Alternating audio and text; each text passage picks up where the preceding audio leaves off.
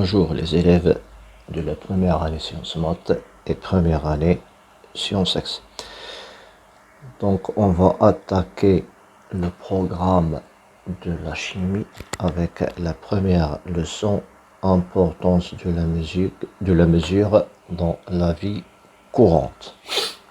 Donc la première question qu'on pose, pourquoi on fait une mesure en chimie? On fait une mesure en chimie pour plusieurs objectifs. Donc on va voir le premier objectif, c'est le petit 1, mesurer pour informer. Donc dans notre cas, on aura deux bouteilles d'eau minérale, une bouteille A et une bouteille B. Chaque bouteille est caractérisée par ses caractéristiques, c'est-à-dire par ses composantes, par les composantes minérales qui contient. Voilà, on aura deux étiquettes. Donc, l'observation des étiquettes de bouteilles d'eau minérale met en évidence la présence dans des quantités diverses de différents ions dans ces eaux. Vous disposez de deux bouteilles, la bouteille A et bouteille B, contenant deux eaux minérales dont les étiquettes qui ont été décollées sont celles sur les figures séquentes. Voilà, on a la bouteille A avec ses compositions minérales et de même pour la bouteille B. Donc la première question qui se pose, que signifie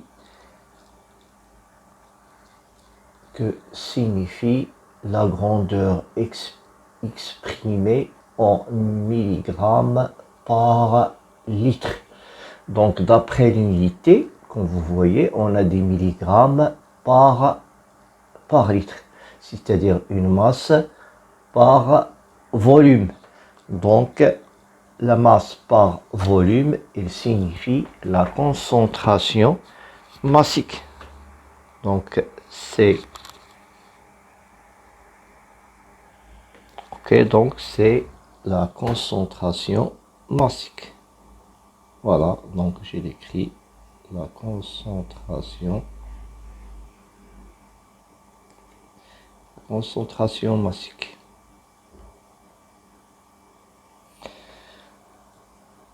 Ok, dans la deuxième question, donnez la définition de cette grandeur.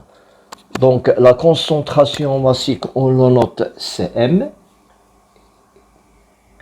et qui est égal, elle représente le rapport de la masse de l'espèce chimique concernée sur le volume de la solution. Son unité est le gramme par litre. Donc je donne la définition. Donc la concentration massique,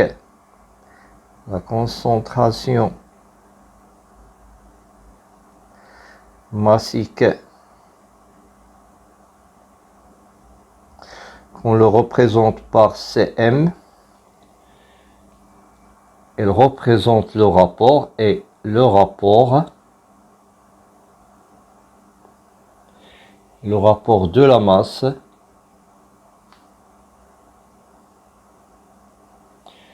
de l'espèce chimique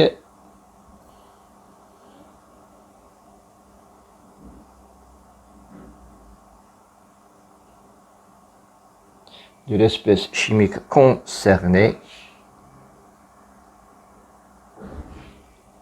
sur le volume de la solution.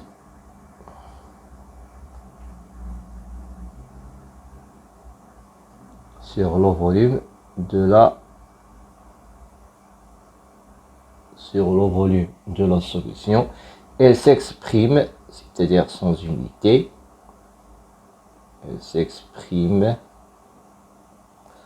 en grammes par litre.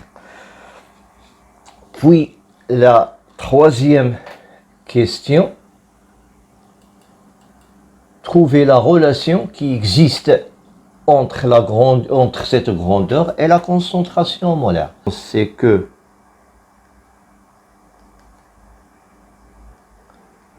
on a déjà défini la concentration molaire. On sait que C est égal à N sur V.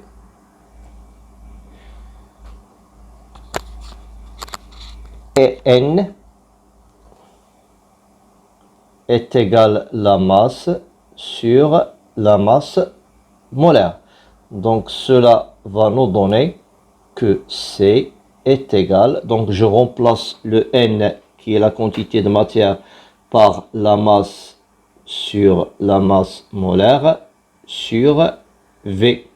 Donc qui sera égal, donc je vais multiplier par l'inverse ici comme j'ai 1, donc est égal la masse sur la masse molaire sur le volume. Or, on a défini que la concentration massique est égale à la masse sur le volume, donc M sur V, elle représente la concentration massique.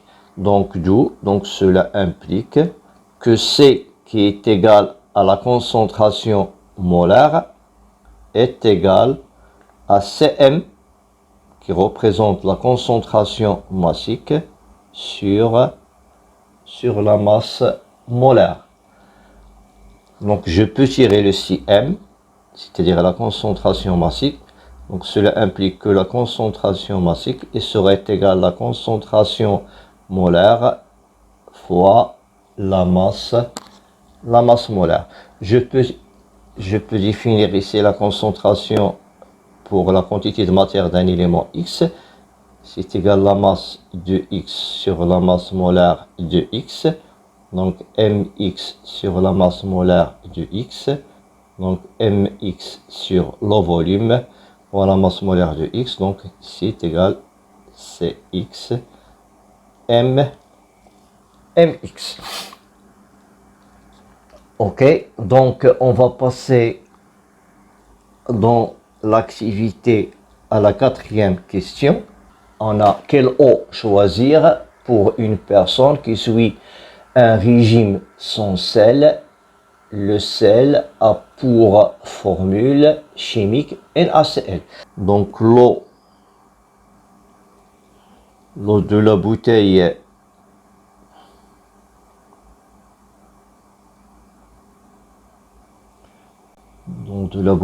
B est conseillée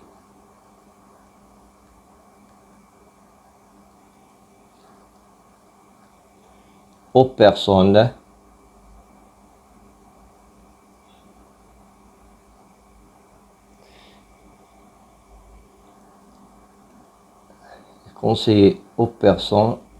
astreintes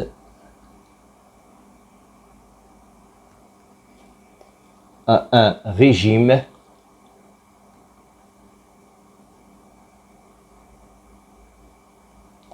pauvre en sel.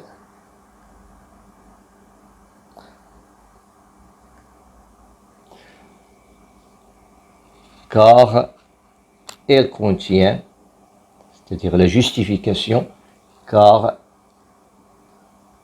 elle contient la plus petite quantité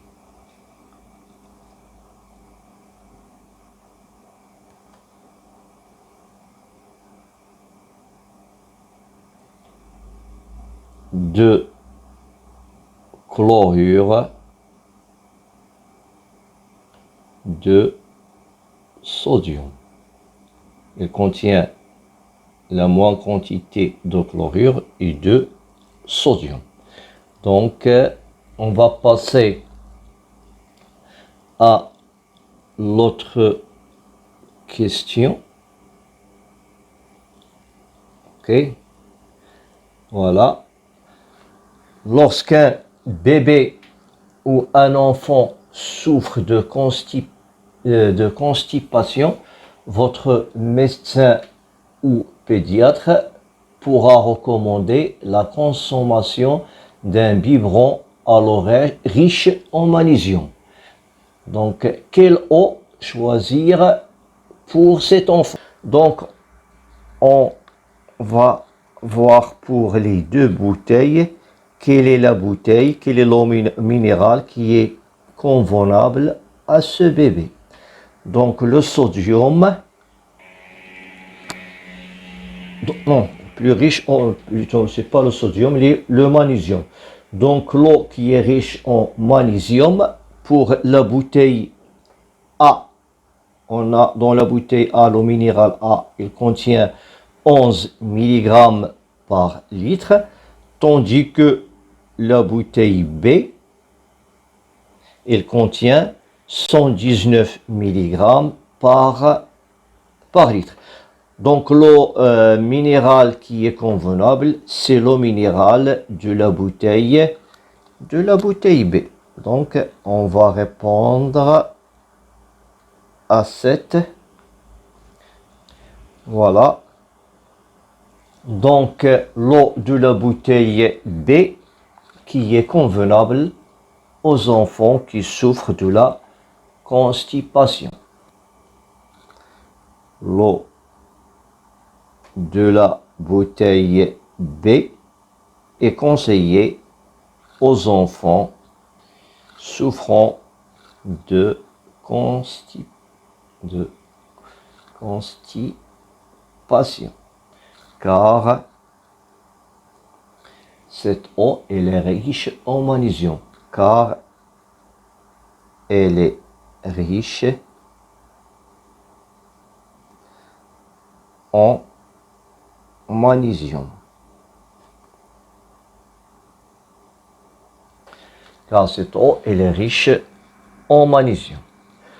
Ok, après on va donner la définition. La définition 1. Dans cette définition 1, on va donner tout simplement la définition de la concentration massique qui est égale à la masse sur le volume. Donc la concentration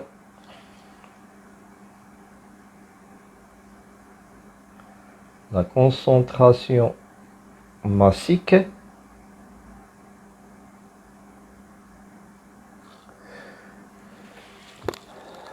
ou bien titre massique ou titre massique, on peut l'appeler aussi titre massique, noté CM, d'une espèce chimique,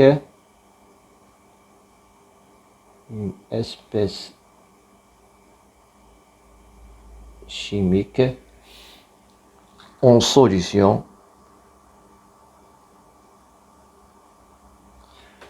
est donnée par la relation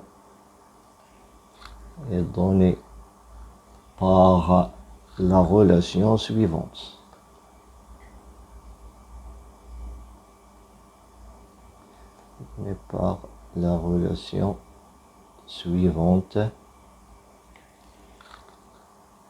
Cm, qui est la concentration massique, serait égale à la masse sur le volume V.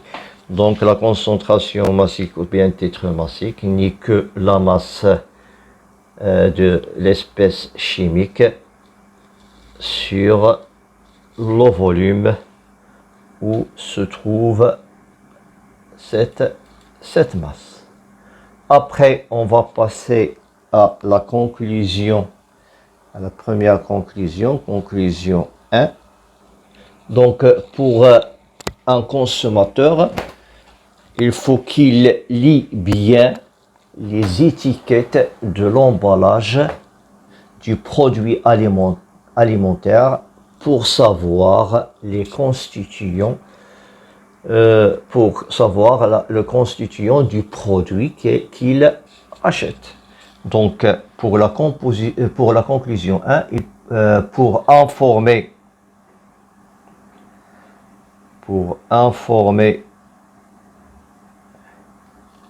le consommateur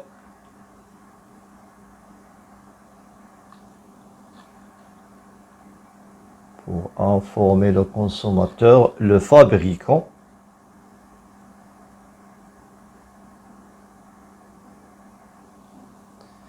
indique sur l'emballage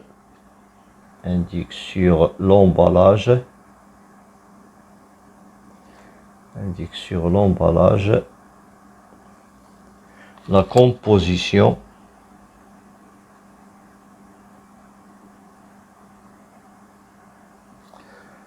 du produit alimentaire.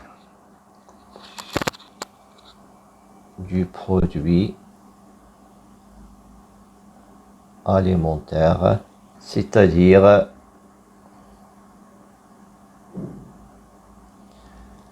la nature et la masse des espèces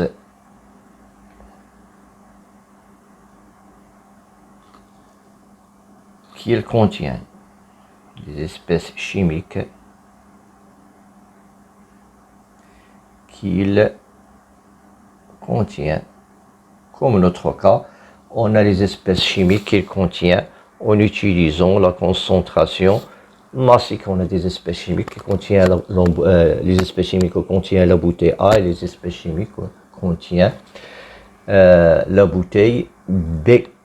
Maintenant, on va passer au deuxième objectif de mesure. On va passer à l'objectif 2, c'est mesurer pour agir. Donc ici, on a une analyse biologique, c'est-à-dire une analyse biologique, et voilà les résultats de cette analyse. On a un médecin qui traite un patient, donc on a le nom du patient, le médecin traitant et la date. Donc voilà, le document ci-contre représente un extrait du résultat d'une analyse biologique à jeûne d'un patient. Voilà, on a la substance, l'acide urique et le cholestérol total. Donc, on a les résultats et la référence des résultats.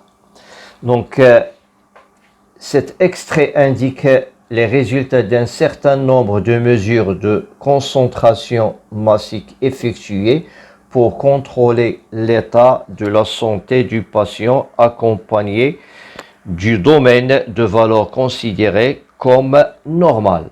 Voilà ici la référence des valeurs qui sont normales. Et ici, on a les résultats pour l'analyse effectuée sur le patient. Ok, donc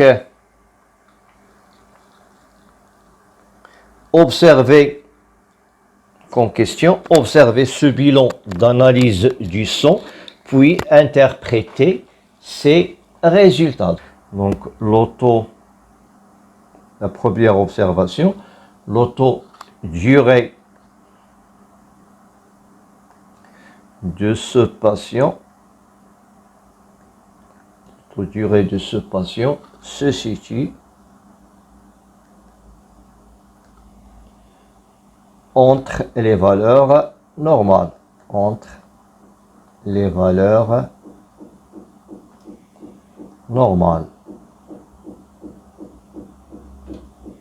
Ok. Donc, en revanche, le taux de cholestérol, comme vous voyez, le taux de cholestérol, il est supérieur à la valeur limite, c'est-à-dire il dépasse la valeur de 2.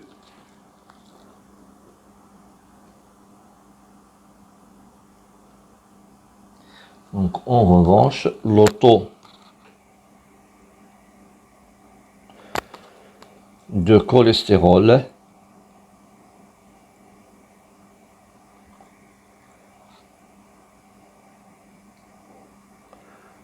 est supérieur, c'est-à-dire elle dépasse, est supérieure à la valeur limite, c'est-à-dire elle dépasse les 2 grammes, supérieure à la valeur limite. Donc, au vu de résultats, de cette analyse,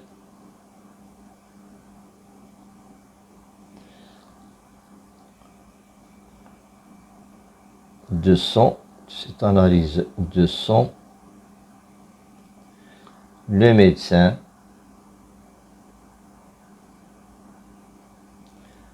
précisera un traitement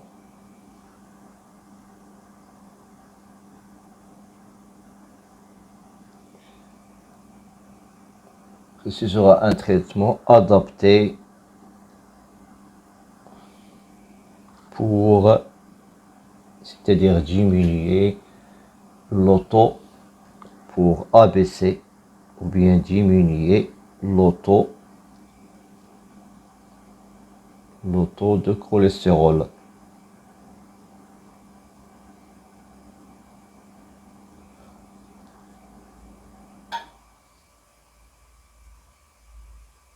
Pour abaisser le taux de cholestérol. Voilà. Donc, il va donner un traitement, soit des comprimés, soit des médicaments qui vont faire baisser le taux de cholestérol dans le sang, du patient.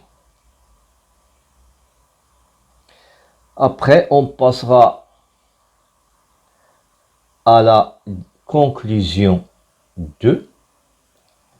Donc, les mesures qu'on effectue, soit on effectue des mesures par des concentrations massiques, comme le cas des mesures qu'on a déjà vues, soit en mesurant les pH, par des mesures de pH, ou bien par des mesures de densité.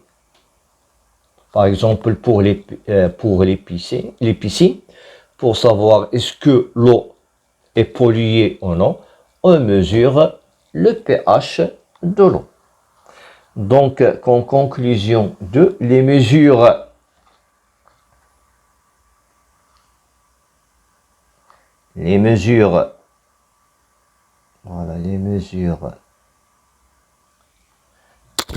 par exemple pH, notre cas concentration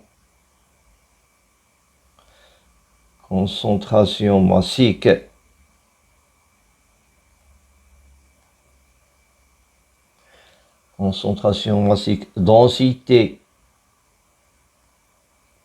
etc.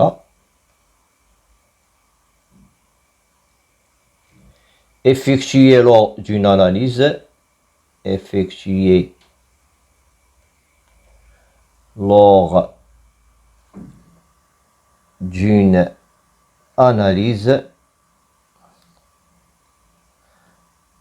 d'une analyse,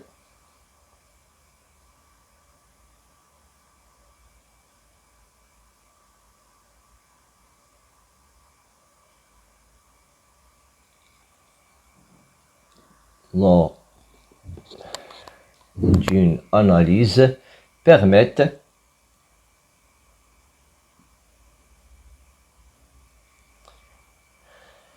de mettre en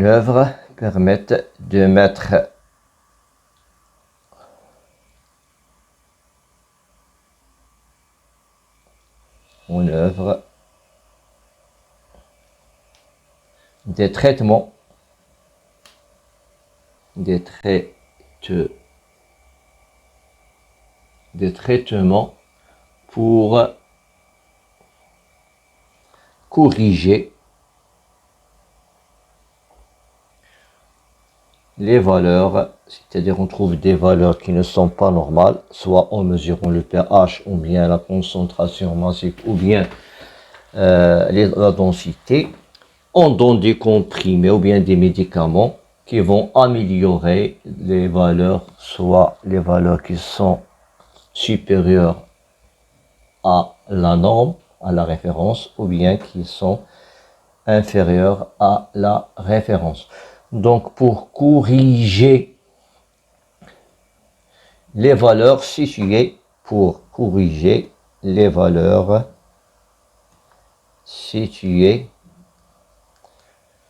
situées en dehors des normes. Situées en dehors des normes, c'est-à-dire qui n'appartient pas à la référence. En dehors des normes. En dehors des normes. Exemple, contrôler l'état du son. Exemple. Prendre des exemples. Contrôler l'état de santé par le contrôle d'état de santé. L'état de la santé, soit par la mesure des concentrations massiques, l'état de la santé.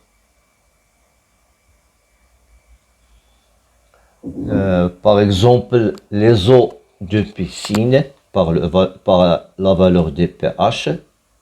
Les eaux de piscine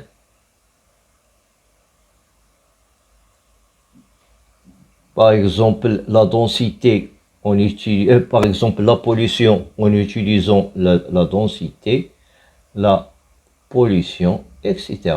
C'est-à-dire on peut effectuer plusieurs mesures. Donc on arrête ici pour cette première partie.